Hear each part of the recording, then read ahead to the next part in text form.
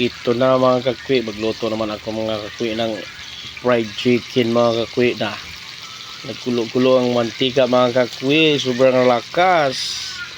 Sarap to mga kakwi. Yummy. Huwag na tayo maraming satsat mga kakwi oh.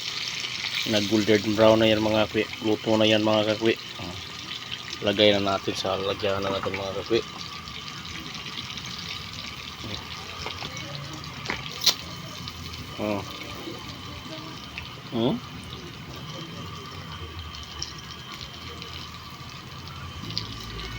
Kulay pa lang sarap na mga kakwi.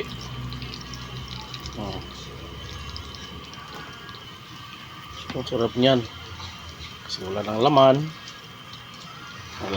oh, patayin na yan. Ayan na, grabe, wow.